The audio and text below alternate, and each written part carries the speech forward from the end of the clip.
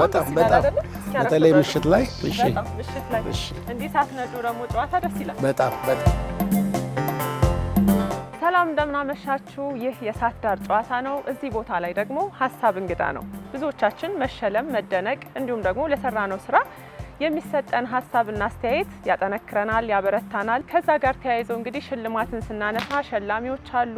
እንዲሁም ደግሞ በሀገራችንም በዓለም አቀፍ ደረጃም ስናስብ ሽልማቶች እንግዲህ በተለያዩ ሁኔታዎች ይዘጋጃሉና ከዛ አንፃር የሀገራችን ታሪክስ እንዴት ነው ከሽልማት ጋር ተያይዞ አሁን ላይስ ያሉት ደግሞ ሽልማቶች ምን ደረጃ ላይ ነው ያሉት የሚለውን ልናነሳ በርካቶቻችን በታሪካዊ ጽሁፉና እንዲሁም ደግሞ ወቅታዊ ጉዳዮችን ደፍሮ በመጻፍ የምናውቀው ታላቁ ደራሲ ጋሽ ጌታቸው በለጠ ከጎኔ ይገኛል። እንዲሁም ባልደረባይ ማለት እችላለሁ ጋዜጠኛ አዳን አረጋ። ከዛም ባለፈ ደግሞ ብዙዎቻችን እንግዲህ የሚዲያ አዋርድን ስናስብ ዘንድሮ ሁለተኛ ዓመቱ ይካሄዳል አይካሄድም የሚለውም ጥያቄ ውስጥ ይገባል። አዘጋጅ ሆኖ በዛም እናውቀዋለን። ከነሱ ጋር ቆይታ እናደርጋለን። ሀሳብ እንግዳ ነው ብለናል።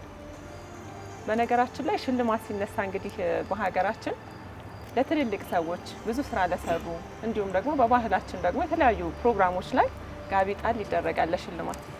ከፈቀዳችሁ ሊልሸልም ይዘነው ምን ሄድ ከሆነ እሱ ላይ እሱ እንግዲህ ጨዋታችን ላይ ተነስተናል።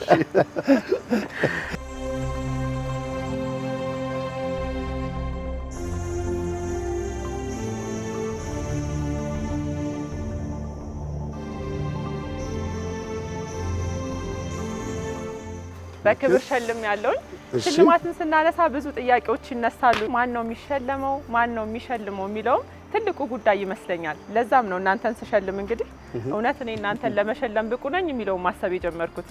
የሚሸልሙን ሰዎችም በጣም ትኩረት የምንሰጣቸው የሚገባቸው መሆን ስላለባቸው ብዙ እያሰባችሁ እንደሆነ አስባለሁ።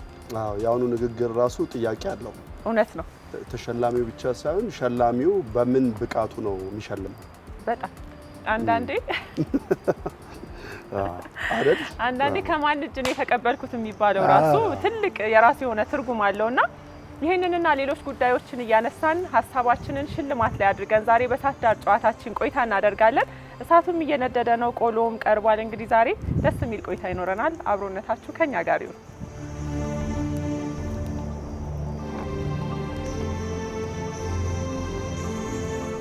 ስለ ሽልማት ስናነሳ እንግዲህ አዳነም በቅርቡ ሚዲያ አዋርድ ብለህ መታሃልና በነገራችን ላይ እኔም ተሳታፊ ነበርኩ። ለምን እንዳልሸለምከኝም እናወራለን። አሁን እዚሁ ታፈርጣታለህ ወይ? ቀደም ባለው ጊዜ እንግዲህ በቀዳማዊ ኃይለ ሥላሴ ጊዜ በስማቸው የሽልማት ድርጅት ነበረ። ለበርካታ ለሚባሉ አመታትም ደግሞ መቀጠል የቻለ በራሱ የሚተዳደር የራሱ የሆነ ታሪክ የነበረው የሽልማት ድርጅት ነበርና እስኪ እንደው ከራሳችን እንነሳ። ሽልማት ተፈጥሯዊ ነው። በትምህርት ቤት ውስጥ እያለ እንሸለማለን። ከክፍል ተማሪዎች ጋር ተወዳድረን፣ ከትምህርት ቤት ጋር ተወዳድረን፣ ትምህርት ቤት ለትምህርት ቤት ተወዳድረን እንሸለማለን። እኔ እድለኛ ነኝ በዛ። የተማርኩበትም ትምህርት ቤት ለዚህ የተመቻቸ ስለሆነ ከልጅነቴ ጀምሮ ጥሩ ነው። የወጣቶች ወንዶች ክርስቲያናዊ ማህበር ይባላል። 4 ኪሎ ወክማ የምንለው ማለት ነው።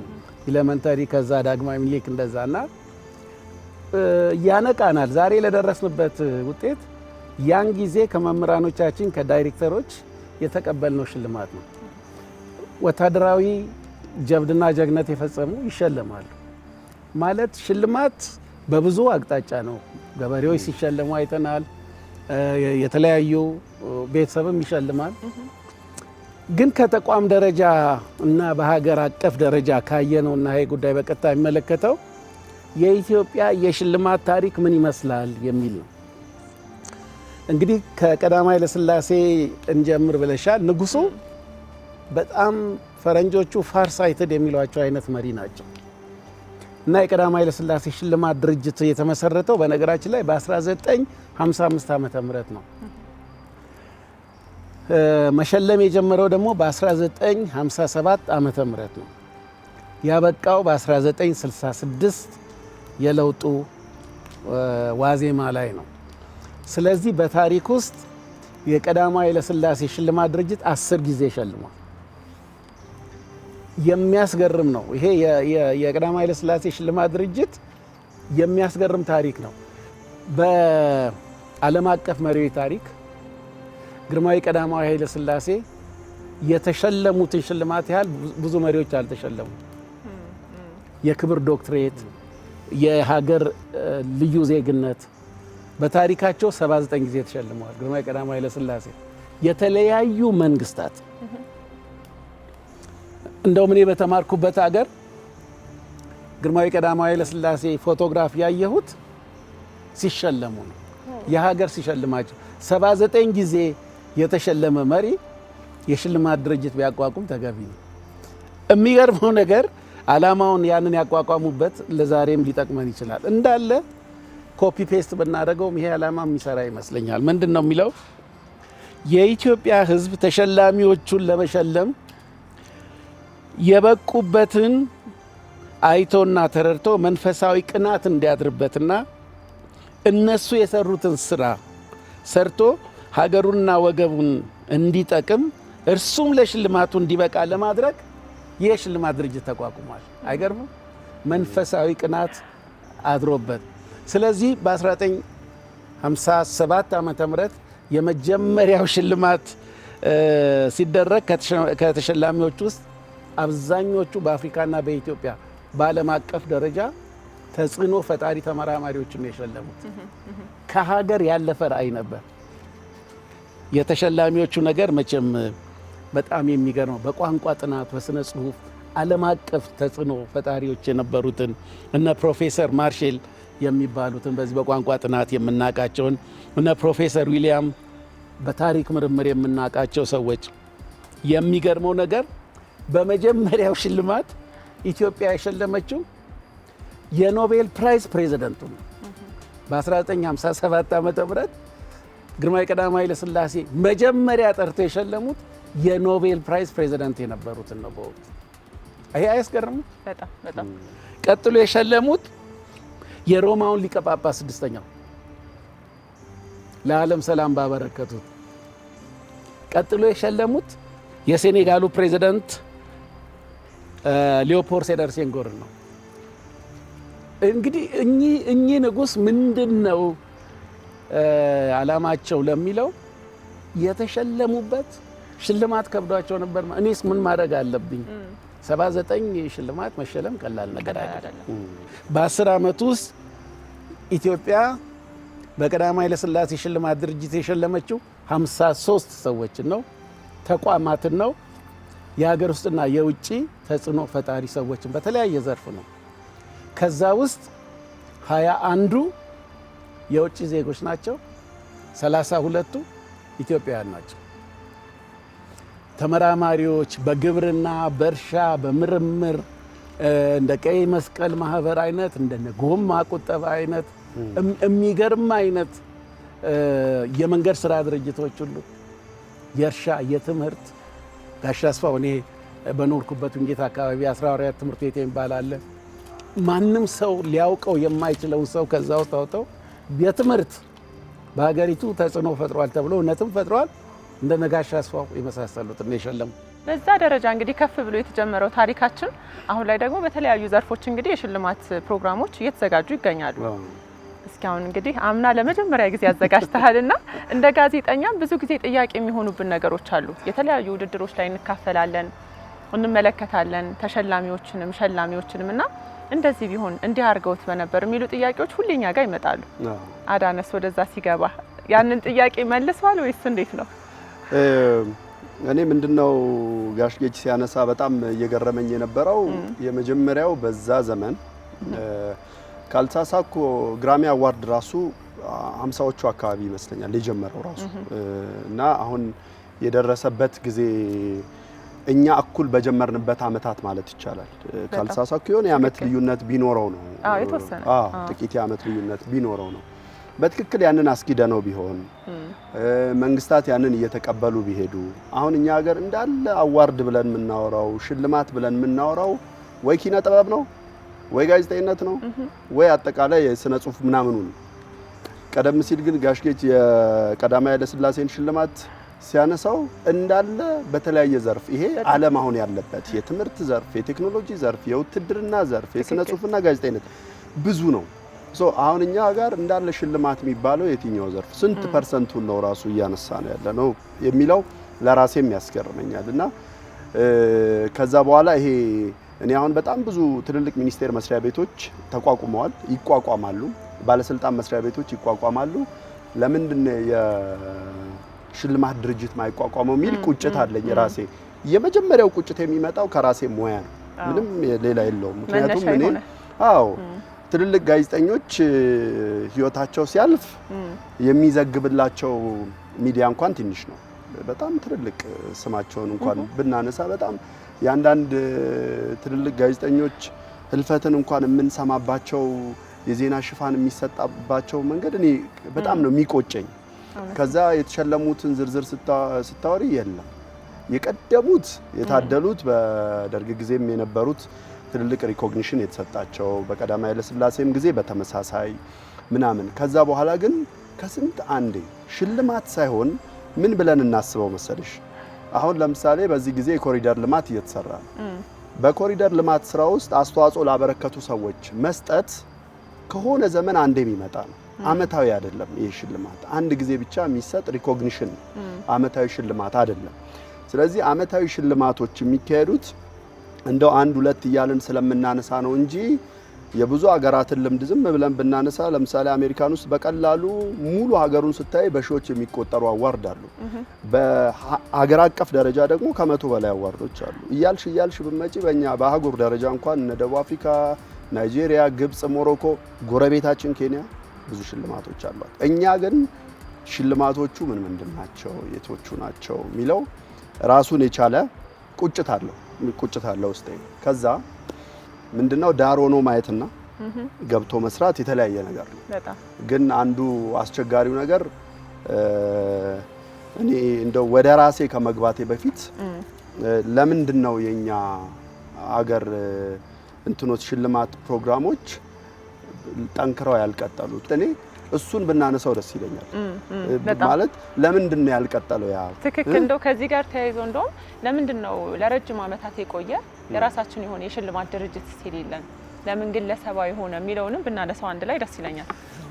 እንግዲህ እንደሚታወቀው 66 ዓመተ ምህረት የቆመበት ምክንያት ያው ለውጥ መጣ።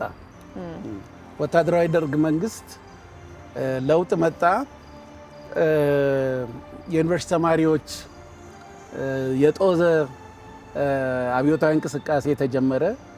ንጉሱ መቃወም ተጀመረ።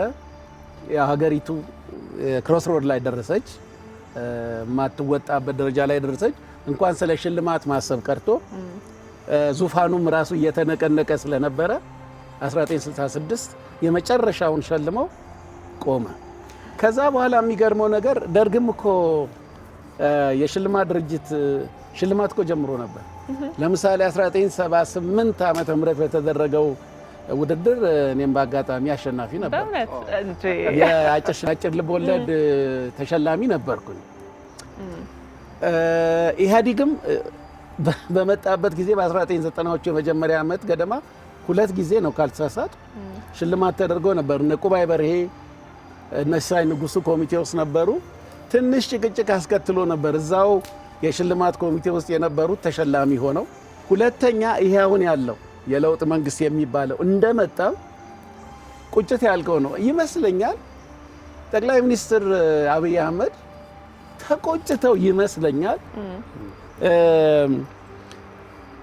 መጋቢት 30 2013 ዓመተ ምህረት 157 የኪነ ጥበብ ባለሙያዎች ተሸልመዋል። ጠቅላይ ሚኒስትሩ እዛም ላይ እድለኛ ነኝ መሰለኝ ሜዳሊያ አጥልቀውልናል። እዛ ውስጥ የሚገርመው ነገር የፊልም ባለሙያዎችና የቲያትሮች 63 ሰዎች ተሸልመዋል። ከደራሲያን 31 ተሸልመዋል። ከሙዚቃ 63 ተሸልመዋል። የሚለው ምንድነው? በጣም እንደው ልብ የሚያሳርፍ ኢትዮጵያ ታመሰግናለች ነው የሚለው። ያጠለቁልን ሜዳሊያ ላይ ኢትዮጵያ ታመሰግናለች የሚል ነው እና እሳቸው ሲናገሩ የነበረው ስሜታቸው የጋለ ስሜት ልክ አሁን ያልከው ቁጭት ለምን ተቋረጠ የሚለው ነው። የተደረገው መዋቅራዊ ሁኔታው ተስተካክሎ እንደ ተቋም እንዲሆን ቢሆን ኖሮ ይቀጥል ነበር፣ ግን በአጋጣሚ አልሆነም። ስለዚህ በየጊዜው ቁጭቱ አለ። አሁን ችግሩ ያንን እስታብሊሽ የተደረገውን ነገር ለምን መቀጠል እንዳልቻልን እንደ ሀገር ያም ይመስለኛል ዛሬ ደረስንበትን አዳነ እንግዲህ በጣም በዝርዝር የሚያነሳውን ችግር ያስከተለው ያ ታሪኮችን የማፈራረስ አንዱ ስርዓት ሲመጣ አንዱን ማፍረስ፣ አንዱ ስርዓት ሲመጣ አንዱን ማፍረስ። ሽልማት ብዙ ነው መሆን ያለበት። አንደኛው አሁን የምናነሳው መንግስት ሰው በየደረጃው መሸለም አለበት ብዬ አስባለሁ። ለምሳሌ እኔ መዝናኛ ክፍል ፋና ውስጥ የምሰራ ከሆነ በወር ውስጥ ጥሩ አፈጻጸም ካለኝ ጥሩ ስራ ከሰራው እንደ ክፍሌ ልሸለም ይችላል። ከዛ ደግሞ እንደ ሀገር የሚዲያ አዋርድ ሊባል ይችላል ወይ በአመት ውስጥ በሰራውት አንድ ነጠላ ዜና ነጠላ ፕሮግራም ብቻ ወይ ዶክመንተሪ ብቻ ልሸለም ይችላል። ከዛ ደግሞ እያለ ቅድም እንዳነሳ ነው አይነት በአገር አቀፍ ደረጃ መንግስት የሚሸልመው ገብቻል። ሁሉን ነገር በደረጃ ስቴጁ ጥሩ ነው እየተሸለምሽ የሚገባሽን ስቴፕ እያደረግሽ ሄደሽ በመንግስት ደረጃ የሚሸለመው ሽልማት ጋር ስትደርሺ ከፍታውም ይገባሻል። ምንድነው አሁን የኛ በሁለቱም ነው አልሰምር ያለው። በግለሰቦችም ያለው የሽልማት ዘርፎች ብዙ ክፍተቶች ያሉት፣ ብዙ የሚያስወቅስ ገባ በላይ ስታዩ በጣም ብዙ ችግሮች ያሉበት፣ በመንግስትም ስትሄጂ ሙሉ ኃላፊነት የወሰደ ተቋም የሌለበት የሆነ አመት ላይ አንድ ተቋም ደስ ካለው የሆነ ፕሮግራም ያዘጋጃል። ልክ ቀደም ሲል ጋሽጌት እንዳነሳው ልክ እንደ ጠቅላይ ሚኒስትራችን ዶክተር አብይ እንደሸለሙት አይነት የሆነ ጊዜ ይሸለምና ከዛ ይጠፋል። ደግሞ እንደዚህ ሲሆን ባለቤት ስለሌለው ከስንት አንድ የሚመጣ ለሆነ አይነት ካምፔን ከተደረገ በኋላ ለዛ ብቻ የሚሰጥ ሪኮግኒሽን ይሆናል። ምናልባት ላይፍ ታይም አቺቭመንት ላይ የሰሩ ሰዎችን እንደይሰብሰብ አድርገን ልንሸልም እንችላለን። ስለዚህ በሁለቱም ያልሰመረልን የሚመስለኝ እንደ መንግስት ባለቤት አልባ ስለሆነ ነው። የትኛው ተቋም የትኛው ሚኒስቴር መስሪያ ቤት የትኛው ባለስልጣን መስሪያ ቤት ሲቋቋም የተቋቋመበት የራሱ የሆነ አዋጅ ይኖረዋል፣ ፖሊሲ ይኖረዋል፣ አተገባበር ይኖረዋል። በቀላሉ ለማንሳት ለምሳሌ በእኛ ሙያ ውስጥ ሚዲያ ካውንስል አለ። ሚዲያ ካውንስል ከተቋቋምኩባቸው ነገሮች አንዱ ለመገናኛ ብዙሃን ሽልማት ለመሸለም ነው።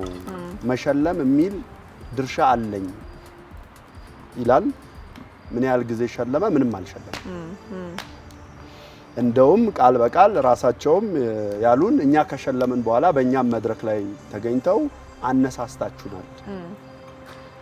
አንድ የሆኑ ሙያ ውስጥ ያሉ ሰዎች ትልቅ ተቋምንም ሊያነሳሱ ይችላሉ ማለት ነው። ስለዚህ በተቃራኒው ደግሞ ትልልቅ ተቋማትም ግለሰብን ሊያነሳሱ ይችላሉ። በዛው ልክ ደግሞ ለምሳሌ መንግስት ኮሚኒኬሽን በየ2 አመቱ የሚያዘጋጀው ግለሰብ ላይ ሳይሆን ተቋም ላይ የተመሰረተ የሚዲያ ሽልማት አለው። ለምሳሌ ባለፈው አመት ጠቅላይ ሚኒስትራችን የሸለሙ ፋናንም ጨምሮ ትልልቅ ተቋማት ካልተሳሳኩ ወደ 60 ምናምን የሚሆኑ መገናኛ ብዙሃን ተወዳድረው ከዛ ውስጥ የተቀመጡ መስፈርቶችን አሟልተው የተሸለሙ 11 የመገናኛ ብዙሃን አሉ። ከፕሪንትም ከብሮድካስትም አጠቃላይ ማለት ነው። ስለዚህ እነዚህ ሽልማቶች ወጥነት ይኖራቸው ነው። ከዛ ተቋማቱ ኃላፊነት ኖራቸው ሲቀመጡ ይቀጥላሉ ነው። ምናልባት በተቋም ደረጃ ስላልተደራጁ ይሆን እንደዚህ የመቋረጣቸው ነገር እየተበራከተ ይመጣ? እንዲህ አይነት እኮ ሽልማት መሸለም መቼም የትኛውም ሽልማት ያለ ተቃውሞ የተጠናቀቀ አይኖርም። ከተጠናቀቀ በኋላ በሚቀጥለው በማግስቱ የተለያየ ሩመር፣ የተለያየ ሀሜት፣ የተለያየ እንትን አለ። ይሄንን ለማነጻጸር ዓለም አቀፉን እኔ ብዙ ሰው ግራሚ አዋርድ ብሎ ነው የሚጠራው። ግራሚ አካዳሚ አዋርድ ነው። ብዙ ጊዜ አካዳሚ የሚለውን ሰው ይረሳዋል። አካዳሚ ማለት ምን ማለት ነው? ለምሳሌ ኢትዮጵያ ውስጥ የሳይንስ አካዳሚ አለ። ተመራማሪዎች ብቁ የሆኑ ዓለም አቀፍ ጆርናል ላይ የጻፉ ፕሮፌሰሮች በቂ በእውቀታቸው ጫፍ ላይ የደረሱ ሰዎች ያሉበት ስብስብ ነው የኢትዮጵያ ሳይንስ አካዳሚ። የትኛውም አካዳሚ አሁን ኦስካርን እንውሰድ። ኦስካር እንግዲህ እንደምታውቁት ፊልም ላይ ነው። ሙዚቃ ላይ ደግሞ ግራሚ አዋርድ አለ። ኖቤል ሊትሬቸር ይሸልማል። እነዚህ ፕሮግራሞች የሚደረጉት ዝም ብሎ ማንን እንሸልማለን? የአካዳሚ ሰዎች ናቸው። ምን ማለት ነው? በሪከርዲንግ ሳውንድ ሪከርዲንግ ወይም ሙዚቃ ሪከርዲንግ ፕሮፌሰሮች፣ በዜማ ፕሮፌሰሮች፣ አካዳሚ ነው የሚገመግመው። አሁን ሳይንስ አካዳሚ ያጸደቀውን ማን ነው የሚቃወመው? የኢትዮጵያ ሳይንስ አካዳሚ በዚህና በዚህ ጉዳይ ይሄን አይነት ግኝት አግኝተናል ካለ ማን ነው የሚቃወመው? ባለሙያዎች ናቸው አይደል? ኦቶሪቲ ናቸው እነሱ። ስለዚህ ዓለም አቀፍ ሽልማት ላይ ብዙ ተቃውሞ የማይወጣ አፋችንን ሞልተን ለመቃወም የምንቸገረው ትክክለኛ ሰዎች በትክክለኛ ተቋም ስለሚመራ ነው።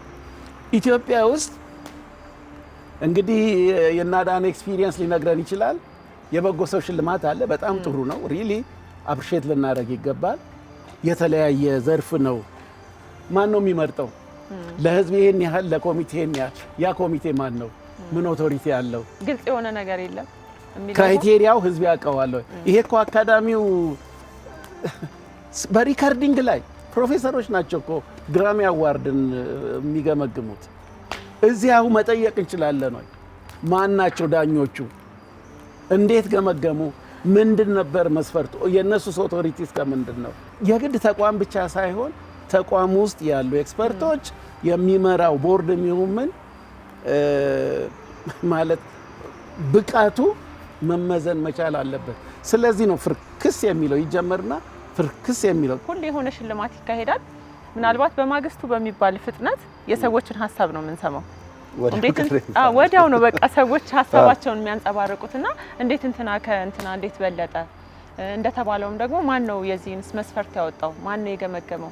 ምናልባትም ደግሞ ውድድሩ ላይ ራሳቸውን እስከ ማግለል የሚደርሱ ተወዳዳሪዎችም ጭምር ይመጣሉ፣ እምነት ስለሌላቸው ማለት ነው። ይሄ በቀድሞ ጊዜ ነበረ። በቀድሞ ጊዜ የሌለው ምን መሰለሽ፣ አሁን አፈወርቅ ተክሌ በቀድሞ ጊዜ አይሸለሙ ቢባል ማን ነው? እሳቸው ነው። እስክንድር ቦጎሲያ፣ ሐዲስ ዓለማየሁ ሲሸለም ምን አፍኖሮ ነው? ጋይ ጸጋዬ ቢሸለም ምን አፍኖሮ ነው? ምክንያቱም በምን መሰለሽ ታሽቶ ወለላ ማሩ ነው የሚወጣው እንጂ ከነሰፈፉ አይደለም። አሁን እኮ ችግር የመጣው ከነሰፈፉ ስለሆነ ነው። እኔ አፍሪካ ዳኝነት ላይ ተሳትፌያለሁ። ጋና ፓን አፍሪካ ራይተርስ አሶሲዬሽን ባዘጋጀው እንግዲህ ኔክስቱ ኖብል ፕራይዝ የሚባል ሽልማት ነው ለአፍሪካ የህፃናት ስነ ጽሁፍና ኢሉስትሬሽን ላይ ነው የሚዳኘው። መጽሐፍ በቅርቡ የወጣው ላይ አለ ታሪኩ። እነዛ ሰዎች መካከል የተገኘ ኢትዮጵያን ወክዬ ነው።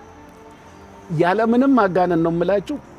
በዝቅተኛ አካዳሚ ፐርፎርማንስ ያለኝ፣ በኤክስፒሪየንስ ዝቅተኛ አቋም ያለኝ ከነሱ መካከል እኔ ነኝ። የጋና ዩኒቨርሲቲ ቻንስለር ነበሩ መካከላቸው። ያንን ገመገምን። ብቻ ፖለቲካው እንዳለ ሆኖ አሁን ያንን ማን ነው የሚቃወም? የትኛው አፍሪካ ሀገር የትኛው ዳኛ ነው የሚቃወም? ምክንያቱም ኦቶሪቲ ነው የሚዳኘው። አሁን ችግሩ ምንድነው? እንደሚመስለኝ ተሳስቼ እንደሆነ አላውቅም። በተለይ በኪነ ጥበቡ እባክህ ዛሬ እንደምንም ታገልና አሸልመኝ፣ ደግሞ ምን ይታወቃል የዛሬ ዓመት ደግሞ እድሉ ላንተ ይደርስ ይሆናል የሚል አይነት ስሜት ካለበት ሊዘልቅ አይችልም። ምንድነው የማይዘልቅ ማህበር በጠጅ ይጀመራል ይባላል እኮ። በቃ እዛው ጠጁን ጠጥተው ማህበሩም ይፈርሳል። እንደዛ አይነት እንዳይሆን ተቋሙን የሚመሩ ሰዎች እና እጩዎችን የሚያቀርቡ ሰዎች ኦቶሪቲ ወሳኝ ይመስለኛል። እኔ ምን አስባለሁ፣ የመጀመሪያው ተቋማዊ ያለመሆን ነው ጋሽኬች እንዳነሳው። ሁለተኛ የፋይናንሻል በጣም ከባድ የሆነ ክፍተት አለበት። ሽልማቶች ድግስ ካልመሰሉ የሚል አስገዳጅ ህግ ያለ ይመስላል። ለምሳሌ ባሎንዶር ላይ ምናምን ብዙ ሙዚቃ ላታይ ትችላለሽ። በቃ ሱፋቸውን ለብሰው ይመጣሉ፣ አቴንድ ያደርጋሉ፣ የሚሸለሙ ሰዎች ይሸለማሉ፣ ሚዲያ ሁሉ ይጫዋል። ግድ የሆኑ ሰዎች የሆነ ነገር ማድረግ የለባቸውም። የግድ የፋሽን ሾው አለባበስ መልበስ የለባቸውም። ባህሪውም ሆኖ ትልልቅ ሽልማቶች ላይ እንደየዘርፉ አይነት እንደሱ አይነት ትሬንድ አለው። የኛን ሀገር ግን አዋርዶች ተሸክመው የሚሄዱት ቅድም ያልኩሽ መንግስታዊ ተቋም ቀጥሎ መንግስታዊ ተቋሙም ለዚህ ሽልማት ብለው የሚይዙት በጀት የለም። ሁለተኛ ላለመቀጠላቸው ምክንያት ከሆኑ ነገሮች ቅድም ያልነው ተቋማዊ ካለመሆናቸው ግለሰቦች ላይ በቃ ጥገኝነቱ በቃ ሰውየው ከታመመ አይቀጥልም፣ ሰውየው የሆነ ችግር ከገጠመው አይቀጥልም እሱ መሆኑ። ከዛ ሶስተኛው ተቋማት ስፖንሰር ካላረጉሽ አይቀጥልም አዋርዱ፣ ሽልማቱ ሊቀጥል አይችልም። ምክንያቱም ተቋምም ብታደርጊው ተቋምም ሆኖ ፋይናንሻል ሰፖርት ከሌለው እንዴትም ሆኖ እንትን ሊያደርግ አይችልም፣ ሊቀጥል አይችልም። አሁን በእርግጥ በጣም ሰማይና ምድር ብንሆንም እነ ግራሚንም ኦስካርንም ሌላዎችንም ሽልማቶች እኮ የምናነሳው እነዛ ከቴሌቪዥን ስርጭት ብቻ የሚያገኙት $1,000,000 ከቴሌቪዥን ስርጭት ብቻ ሌላውን ከዛ ከስርጭቱ ብቻ ከሚያስተላልፉበት ቻናል ከፍተኛ ገንዘብ ነው የሚያገኙት። በዛ ሽልማቱ ሊመጣ ይችላል። ስፖንሰሮች በከፍተኛ ሁኔታ ነው የሚገቡት። ስለዚህ የኛን ሀገር ሽልማት ለምሳሌ ፊልም የሚሸልሙ ሰዎችን ያቸው ፊልም ውስጥ የኖሩ ሰዎች ናቸው። ፊልም ሲሰሩ የነበሩ ሰዎች ናቸው። ዛሬ መጣው መነሻቸው ቁጭት እስከሚመስል ድረስ አይደለም። ምንም ጥርጥር የለም። ቁጭት ኖሮ ወደዚህ እንሸልም ብለው የሚመጡ ሲደግፋቸው ሁለት አካል ነው ሊደግፋቸው የሚችለው። አንዱ መንግስታዊ ተቋም ነው። ሁለተኛ ደግሞ ተቋም የስፖንሰር ማድረግ የሚፈልጉ ድርጅታቸው የሚያስተዋውቁ ናቸው። መንግስትም አልደግፍም ገንዘብ ሰፖርት አላረግም ብሎ መንግስታዊ ተቋምም ከሸሸ ድርጅቶችም ብዙ ፋሽን ልብስ ለብሰው ፎቶ የሚነሱ ሞዴሎች ወይ ሴሌብሪቲዎች የሉበትም ወይ ደግሞ በጣም ቫይራል አይወጣም በሶሻል ሚዲያ ወይ ቲቪም ላይ አንድ ቦታ ነው የሚተላለፈው። ስለዚህ እኔ ከምፈልገው ቪዚቢሊቲ አንፃር ስፖንሰር ማድረግ አልፈልግም ካለ ያ ሰውዬ ቤቱን ሸጦ ሊሸልም አይችልም። ስለዚህ በሁለቱ ድጋፍ ነው ሊቀጥል የሚችለው። በዛው ልክ ደግሞ አንዳንድ ያየናቸው በጣም የሚያስደነግጡ ደግሞ ሽልማቶች አሉ። ቅድም ጋሽ የተወሰነ ነካ አድርጎታል። ጋዜጠኛም ነን፣ ለአዋርዶቹም ቅርበት አለን። ለብዙዎቹ እንትና አንልም፣ ሁሌ የሚሰሩትም ስተት ነው ብለን አላምንም። በግሌ ግን በገንዘባቸው የተሸለሙ ግለሰቦች እንዳሉ እናውቃለን። በገንዘብ ሸልመው ማነው ከፍለው የተሸለሙ እንዳሉ እናውቃለን። ካልሸለምከኝ ከእጩ ውስጥ አውጣኝ ተብለው የተሸለሙ እንዳሉ አውቃለሁ ነው። ተሸልመውም የመለሱ ሰዎች እንዳሉ ሰምቻለሁ። አንድ አዋርድ ላይ ይሄ እኮ ቃል በቃል ደውለው እማትሸልመኝ ከሆነ እጩ አልሆንም እምትሸልመኝ። አንዳንዶቹ በዘርፍ ደረጃ ሁለት ሽልማት ማልወስድ ከሆነ እወጣለሁ ከውድድሩ፣ ወይ አውጣኝ ወይ ሸልመኝ። ሰውየው ያንን ግለሰብ ወይ ያችን ግለሰብ ካስወጣት ስፖንሰር አድራጊ ድርጅቱ ቅሬታ ላይ ያሰማል። ወይ እዛ ጋር ከተሸለመ በኋላ የሚጫጫኸው ነገር ሶሻል ሚዲያም ሌላም ላይ ሊቀንስ ነው ቅድም ያለው ማለት ነው። ስለዚህ ሁለቱንም ላለማጣት ሲል ከባድ ይሄንንም ያስቀራል፣ ይሄኛውንም ና ተሸለም ግድ የለም ይመጣብኝን በመዶሻ መቀጠቀጠውን እችላለሁ። በዚህ ጋርም ያለውን ስፖንሰሩንም አያጣውም ተሸላሚውንም አያጣውም። በትክክል የሰራውና የሚገባው ሰው ግን ሳይሸለም ይቀር። የኛ ሀገር እኮ በነገራችን ላይ ሽልማቶች አይደለም የሚበላሸው፣ የሽልማቱ ኦኬዥን እንበልና አንድ የሀገር ባህል ዘፋኝ ሴት ምን የመሰለ የፈረንሳይ ፓሪስን ቀሚስ ለብሳ የምትሸለመው እኮ ምናልባት በአንዱ የሀገራችን የባህል ሙዚቃ ሊሆን ይችላል። ምን ማለት ነው? አውሮፓዊ ነች እቺ፣ በእንግሊዘኛ ነው የዘፈነችው ወይንም በፈረንሳይኛ ነው የዘፈነችው በሀገር ባህል በአንዱ ቋንቋችን ተሸላሚ ብትሆን ለብሳ የምትመጣው ልብ ብላችሁ ተመልከቱ። እንደው ሌላው ይቅር አዳነ፣ እነዚህ የምትላቸው ሙያ ነክ ሽልማት በሚደረግበት ጊዜ ምንድነው ለብሰው የሚመጡት? ኢትዮጵያ በራሷ ልብስ ጥቂቶች አሉ። አንዳንድ ሬር ኬዝስ አይቻለሁ። ያው እዚህ ቦታም ስለማልገኝ ያው ቴሌቪዥን ውሎ ይግባ በሱም ከታተላል። ስንት ዓለም የሚደነቅበት የባህል ቀለማት ውበት ያለባበስ እንትን እያለ የፈረንጆቹን የሰለቹትን እነሱ ፋሽን ለማሳየት መብታቸው ነው፣ ሊለብሱ ይችላሉ። ግን ኢን ፕሪንሲፕል እንደዚህ ነው ወይ መሆን ያለበት? ይሄንን ሰፖርት አድርግ ብትል ኢትዮጵያን ለማስተዋወቅ ነው፣ ለንደንን ለማስተዋወቅ ነው? እኔ ኃላፊ ብሆን የምሸልመው እኔ ገንዘብ አልመድብም። ሀገሬን የሚያስተዋውቅ ከሆነ ሽልማቱ ለሀገሬ ጉዳይ የሚጠቅም ከሆነ ለሀገሬ ወጣቶችን የሚያነሳሳ ከሆነ እኔም ቢሆን ኃላፊ ብሆን የምሸልመው ሀገሬን የሚያስተዋውቀው ነው እንጂ የፓሪስን ፋሽን ወይም የለንደንን ፋሽን ወይም ሜካፕ የሚያስተዋውቅልኝ መንግስትስ ምን ዕዳ አለበት የሚሸልመው? እዚህ ጋር ግን ምን አሰብኩኝ፣ አሁን ብዙ ጊዜ ብዙዎቻችን እንግዲህ የምናያቸው የተለያዩ አዋርዶች አሉና ብዙዎቹን ስናነሳቸው ትኩረታቸውን የሚያደርጉት ወይ ኪነ ጥበብ ላይ ነው ወይ ሚዲያ ላይ ነው። እውነት ግን አሁን ሀገር መሸለም ካለባት እነዚህ የሚታዩ ሰዎችን ብቻ ነው መሸለም ያለባት? ገበሬ አለ፣ መምህር አለ፣ ሀገር እንዲቆም ያደረጉ በጣም በርካታ የስራ መስኮች ላይ የተሰማሩ ሰዎች አሉ። ምናልባት እነሱን የምናይበት መንገድ እንዴት ነው? ምን አስበን ነው ይሄኛው ሙያ ላይ ብቻ ትኩረት ያደረግ ነው? የሚመለከተው አካል የሚመለከተውን ነው መሸለም ያለበት።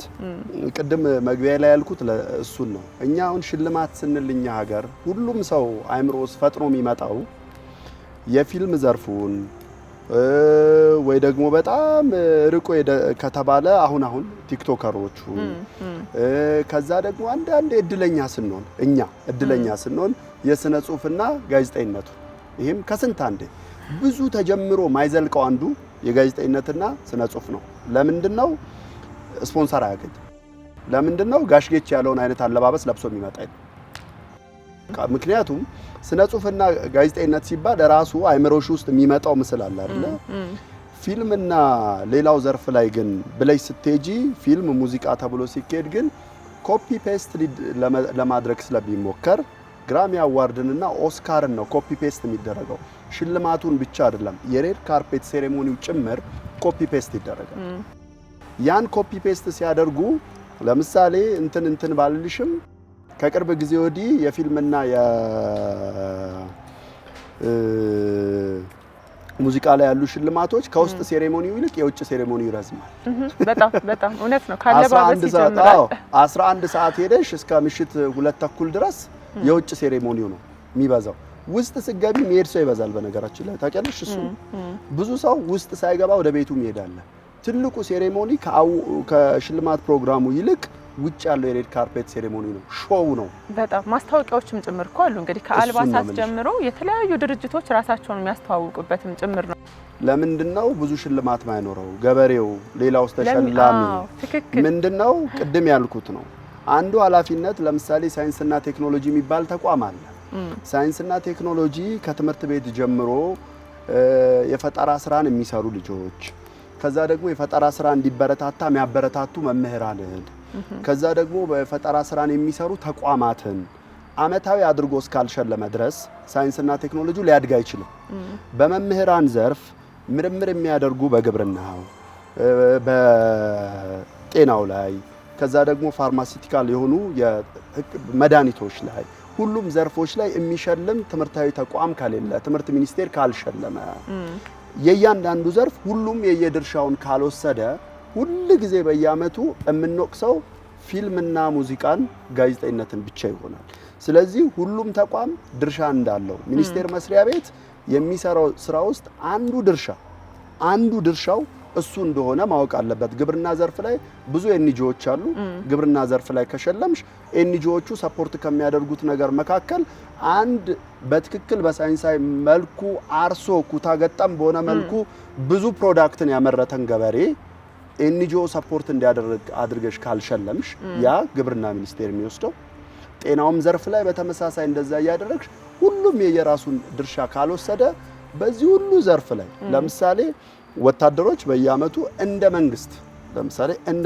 መንግስት ሽልማት ሊያደርግ ይችላል አይደለ? እንደየደረጃቸው እንደየማዕረጋቸው ከፍተኛ ማዕረግ ሊሰጣቸው ይችላል።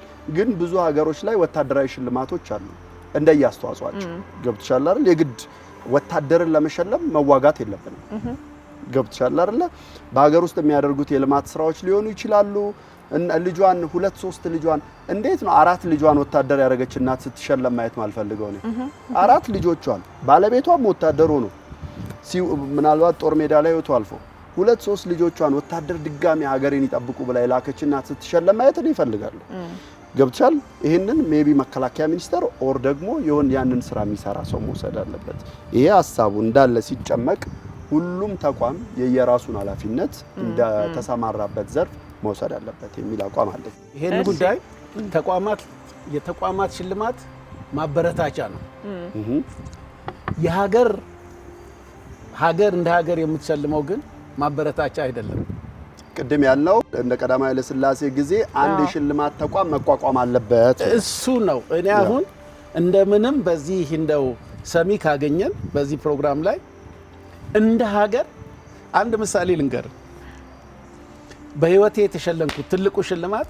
ጠቅላይ ሚኒስትር አብይ የሸለሙን እና ፕሬዝዳንት ግርማ የሸለሙን ሽልማት ፕሬዝዳንት ግርማ የሸለሙኝ ምንድነው ሴርሞኒ የለም ጋዜጠኛ የለም ምን የለም ቢሮአቸው ደውለው ጠሩኝ እና ዛሬ የጠራው አሉ እንደውም ምንድነው ያልኳቸው አረ ክቡር ፕሬዝዳንት አለባበስ የሚመቻ አይደለም ጃኬት ነው እሱ ማን ጠየቀና ባስቸኳይ ብለው ሄድኩ በደንብ ማንንም አልነበረም ፕሮቶኮላቸው ጠረጴዛቸው ላይ አነገርተ ምንድነው ያሉኝ ጌታቸው ቴንኪው ሀገርን ስላገለገልክ ሀገር አንድ ቀን ታስባለች እኔ ግን የምሸልምህ እኔ ራሴ የተሸለምኩትን ነው ጀርመን ሀገር የተሸለምኩትን ብዕር ነው የምሸልምህ ሀገርን አገልግል ብለው እንግዲህ አልነሳም ሉክ መጽሐፌ ላይ ገልጭ እንግዲህ አልነሳም አሁን እሸልምሃለሁ ብለው ያንን ብዕር አንስተው እኔ የተሸለምኩ ስለሆነ አንተን ሸልማል አሁን ጌታቸው ሀገር ሙት ብትለው አይሞትም ይሄን ሽልማት ምን ያህል እንደጫኑብኝ ተመልከት ኦኬ ጠቅላይ ሚኒስትር ኢትዮጵያ ታመሰግናቸዋለች ብለው ጠቅላይ ሚኒስትር አብይ አንገታችን ላይ ሜዳሊያ ሲያጠልቁ እንዴት ኢትዮጵያን እንሰርቃለን እንዴት ኢትዮጵያን እንዋሻለን እንዴት ለኢትዮጵያ ክፉ እናስባለን አያ መንግስታዊ ሽልማት ሀገራዊ ሽልማት አድቫንቴጁ ምንድነው ኮሚትመንት ይተክልባል ግለሰቦች የሚሸልሙት ውድድር ውስጥ ይከታል ይሄኛው ግን ለኔ ብቻ አይደለም ከኔም በኋላ ለልጆቼ ያን አሁን የፕሬዝዳንት ግርማን በታምንም ባታምንም ጽፌበት አላቅም ልክ እንደ ሁሉ ጊዜ ሲከፋኝ እሷ ነው ያለ በሷ ውስጥ ኢትዮጵያ ነው ያለ እስካሁን ስናነሳ ግን በጣም ብዙ ነገሮችን ተቸን ምናልባትም አሁን ላይ ደግሞ አዳዲስ እንግዲህ እየመጡ ያሉት ከቲክቶክ ጀምሮ የተለያዩ አዋርዶች አሉ ይሄን ሁሉ ችግር ግን ለማስቀረት አሁን ላይ ምንድነው መሰራት ያለበት ያለፉት አልፈዋል ብለን ነው የምናስበው ስለዚህ ምንድነው መደረግ ያለበት እናንተ የሚዲያ ኢንትረስት ያላችሁ የሙዚቃ ኢንትረስት ሸላሚዎች እና ጉማሚው ሌሎቹ መንግስት ነው አሁን የሚቋቋመውን ትልቅ ተቋም ልደግፉ ይችላልላችሁ በምልመላ ላይ በሪሰርች ላይ ግራሚ እኮ 1 አመት እኮ ነው የሚያጠናው ወይንም ደግሞ የኖቤል ፕራይስ እኮ ዝም ብሎ አይደለም ተነስቶ ከለ የሚለው የማያጠናው ነገር የለም ፐርሰናሊቲ ኮሚትመንት አስተዋጽኦ እናንተ ያንን ሪሰርች ልትሰሩ ይችላልላችሁ ያን ሪሰርች ሰርታችሁ ለሚመለከተው ቦርድ ልታቀርቡ ይችላልላችሁ ፋሲሊቴሽኑ ልትሰሩ ይችላልላችሁ ወይንም ደግሞ አንድ ላይ ተባብራችሁ እኔ ገንዘብ ባታነሳ ደስ ይለኛል ለምሳሌ ኢትዮጵያ የገንዘብ ደሃ አይደለች እውነት እንነጋገር ከተባለ ብዙ ቆመዋል ጋሽጌት ብዙ ሽልማቶች ቆመዋል መንግስት ይሄንን ካቋቋመ እኔ እንደውም ጋዜጣ ላይ ጽፌያለሁ በነገራችን ጋዜጣ ላይ ጽፌያለሁ ለመሸለም ሳይሆን ሀገር ለማገልገል ስትሰራ ሀገር አይኗ ክፍት ነው ሊሸለም ይችላል ስለዚህ አሁን በግለሰቦች የተጀመሩት በቁጭት በመናመን በወጣትነት ስሜት በንካም ሊሆን ይችላል ወይም ጥንታዊ ተረት እንደሚለው ከክልል whatever ወይንም በቅልብ ሆናም ተነስቶ ሊሆን ይችላል እሱ ብዙ ጊዜ የመንግስት የሥራ ኃላፊ ሰብሰብ የሚሉ ቋንቋ አላቸው ሰብሰብ ብላችሁ አንድ ተቋም ፈጥራችሁ መንግስት የራሱን እስኪ ያቋቁም ለምሳሌ በዛ ተቋም ውስጥ የናንተ አንዱን ዘርፍ ሊይዝ ይችላል የሙዚቃውንም ሌላ ዘርፍ ሊይዝ ይችላል የሊትሬቸሩንም ሌላ ሊሆን ይችላል ይሄንንም አንድ ላይ ማቋቋም አንድ ላይ መስራት ይችላልላችሁ እናንተ ሌላውን ተው ገንዘብ መጠየቁን ላታገኝ ይችላል ፈንድ። ስለዚህ እኔ አሁን ፓራዳይም ሽፍት የሚባል አንድ ቲዮሪ አለ። ፓራዳይም ሽፍት ማለት ምን ማለት ነው? 180 ዲግሪ ወደ ኋላ ዞረን ላለፈው ስተታችን ይቅርታ ጠይቀን አዲስ ህይወት መጀመር ነው ፓራዳይም ሽፍት። እኔ የኢትዮጵያ ሽልማት ድርጅት በዚሁ ከቀጠለ ምን ይፈጠር መሰለ? አትጠራጠር። በአንድ የአርት ኮሚኒቲ ውስጥ ያለው ሰው ጀርባና ሆድ ይሆናል። ተሸልመህ የለ በላ አንተ ምናምን ቂምም ነው የምናወርሰው በዛ ላይ። አሁን እሱ ከኔ ተሽሎ ነው ማለት ይመጣል። አሁን እሷ ከኔ ተሽላ ነው ማለት ይመጣል። በተቋም ደረጃ ከሆነ ግን በመንግስታዊ ተቋም መሰረት ከተሰጠውና እናንተ እንደ ድጋፍ ተገቢውን የአገልግሎታችሁን ዋጋ እያገኛችሁ የምትሰሩ ከሆነ ሊዘልቅ ይችላል። ይሄን ሀሳብ ካነሳን እንግዲህ በጣም ብዙ ሀሳቦችን ልናነሳ እንችላለን። አሁን ባለው ሁኔታ ማሳየትም አንዳንዴ ምሳሌ መሆንም ትልቅ ነገር ነው። በዚህ ዘርፍ ላይ እንደዚህ አይነት ሰዎች ሰርተዋል እና አበረታታ ብሎ ምናልባትም የቤት ስራውን ላልሰራ አካልም እንደ ምልክት ሊሆን ይችላል፣ እየሰሩ ላሉትም ደግሞ እንደ ማበረታቻ ሊሆን ይችላል እና ሽልማት ሁላችንን የሚያስማማን አንድም ኃላፊነት ነው፣ ሁለትም ደግሞ ነገ የተሻለ ነገር እንዲመጣ ሌሎች ተተኪዎችም እንዲፈሩ ጭምር ትልቅ ተስፋ የሚሰጥ ነገር እንደሆነ ነው። ዛሬ ላይ ብዙ ነገር አንስተናል ስለ ሽልማት ካልተሸለምን አንወዳደርም የሚሉ እንዳሉ ሁሉ ደግሞ የተሰጣቸውን ሽልማትም ደግሞ አይገባንም ብለው የመለሱ ሰዎችም እንዳሉ በርካቶቻችን እናውቃለን። ብዙ ጥያቄ የሚያስነሳ ጉዳይ ስለሆነ በመጨረሻ ግን እንደው ሀገራችን ላይ ምን አይነት ሽልማት ማየት ትፈልጋላችሁ? እንዴት ሆኖ ቢቀጥል የሚለውን ሀሳባችሁን ንገሩ። እኔ ብዙ አይነት ሽልማት ነው ማለት የሽልማት ድርጅት ነው ማየት የምፈልገው። አንድ የሽልማት ድርጅት አንድ ነው ማለት ቅድም ስል እንደነበረው አሜሪካ 100 በሀገር አቀፍ ደረጃ አላት፣ በሺ የሚቆጠር በየክልሉ በየስቴቱ የሚሸለሙ አሉ። ሌሎችም ሀገራት እንዳልነው እኛ ሀገር በተቋም ደረጃ አንድ ራሱን የቻለ ተቋም ኖሮ በተለያዩ ዘርፎች የሚሸልም ተቋም ትልቅ ከዛ በሱ ተቋም መሸለም ትልቁ የክብር መለኪያ ቢሆን ደስ ይለኛል። በዛው ልክ ደግሞ አሁን ያሉ ደግሞ የተለያዩ የሽልማት ድርጅቶች በየራሳቸው ምክንያቱም ሁሉም ሰው በአንድ ተቋም ሊሸለም አይችልም። ሁሉም ሰው አንድ ተቋም ሁሉንም ሊያዳርስ አይችልም። ምክንያቱም ዘመኑም ጊዜውም የሚሰራውም ስራ ብዙ ስለሆነ ስለዚህ ብዙ ተቋም ያለው በዛው ልክ ደግሞ የሚመሰገን በዚህ ተቋም ተሸልም ያለው የሚያስብል አንድ በሁሉም የታመነ እኔ የሆነ ድርጅት አሁን ቅድም ስንጠራ አንድ የሽልማት ተቋም ስጠሪ ብጠራልሽ ወዲያው ሸላሚውን ግለሰብ ነው የምታስታውሻው። አሁን ቅድም እንዳልኩ ሚዲያ አዋርድ ሲባል ወይኔ ይመጣልሽ ይሆናል፣ ጉማ ሲባል ዮናስ ብርሃነ መዋት ይሆናል፣ ለዛ ስቲ ወዲያው ብርሃኑ ድጋፌ ይመጣልሻል፣ ኦዳ ስቲ በሻቱት ያለሽ ሁሉም ሰው ግለሰቦችን ነው ወዲያው የምናስበው። ቀደም ሲል ግን ልክ እንደ ጋሽጌች እንደተሸለሙት አንፃር እንደተሸለሙት አይነት ሽልማት እኔ ቱሪዝም ሚኒስቴር ሸልሞኛል፣ ባህልና ስፖርት ሸልሞኛል ተቋም። ከዛ እንደዚሁ አይነት የኢትዮጵያ የሽልማት ድርጅትም በዩ አንድ ትልቅ ሁላችንም የምናከብረው አይነት ተቋም ተቋቁሞ ባይ እንደ አንድ ጋዜጠኛ ህልሜ ነው። አንድ ነገር አስታውሼ አጠቃልላለሁ።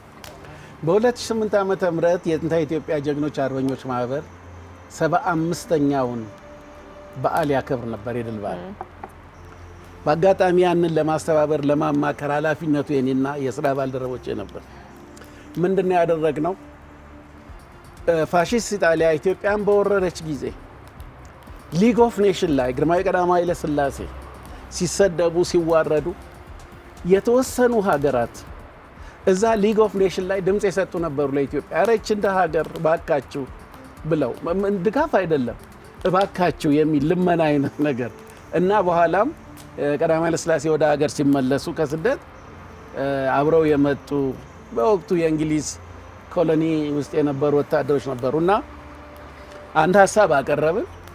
ፕሮፖዛል ሰጠኋቸው። ምንድነው ያን ጊዜ ኢትዮጵያን የረዱ መንግስታትን ለምን አንሸልም ማለት እንዴ ይቻላል አሉ። ለምን አይቻልም?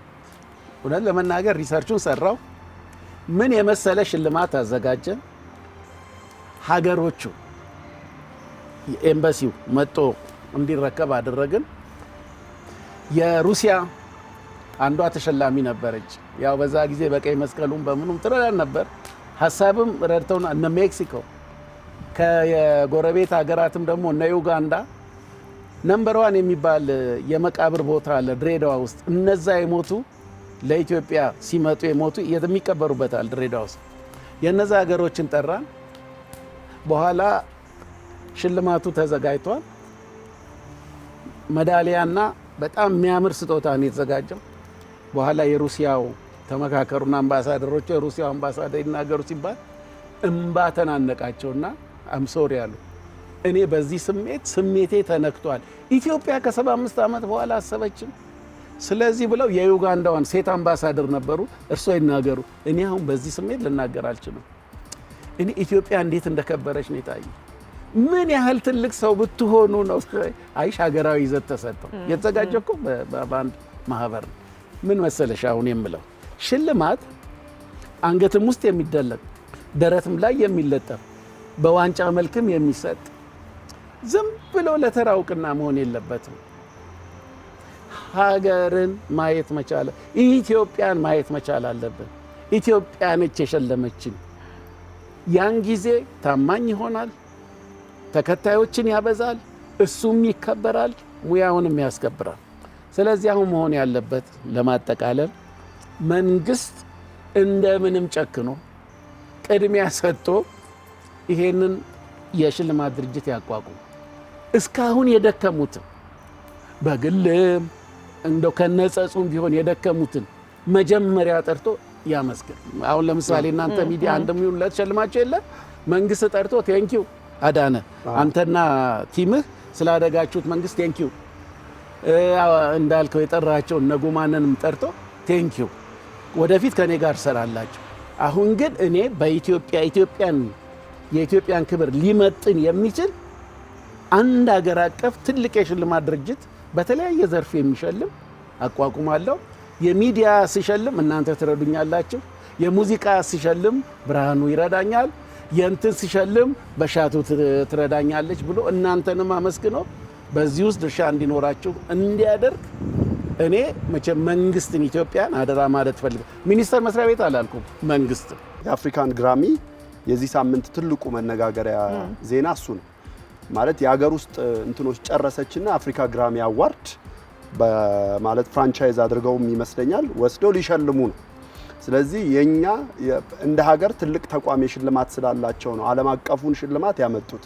ስለዚህ የኛም እንደው ጋሽጌች ያለውን ነገር መንግስት በጣም ትልቅ ኃላፊነት እንዲወስድ እንጠይቃለን። እውነት ነው። እንግዲህ አደራ የሚባልም ጉዳይ ነው። የብዙ ሰዎችም ጥያቄ ይመስለኛል። እንግዲህ በየቦታው በየአካባቢው ብዙ ሰዎች ይነጋገሩበታል። በዚህ ደረጃ ደግሞ ይህን ጉዳይ ሀሳብ እንግዳ አድርገን ቆይታ አድርገናል። ስለመጣችሁ እጅግ አድርጌ አመሰግናለሁ። እግዚአብሔር ይስጥልን። በዚህ ይሄ የምሽት ውይይታችን ነገ ብርሃን እንደሚያበራ ተስፋ አደርጋለሁ። ተስፋ እናደርጋለን። ኢትዮጵያም እንደምትሰማን ተስፋ አደርጋለሁ። እውነት ነው። እንግዲህ የእሳት ዳር ጨዋታ ፕሮግራማችን ሀሳብ እንግዳ ነው ብሎ ነበርና እንግዳ ሀሳባችን ደግሞ ሽልማት ነበር።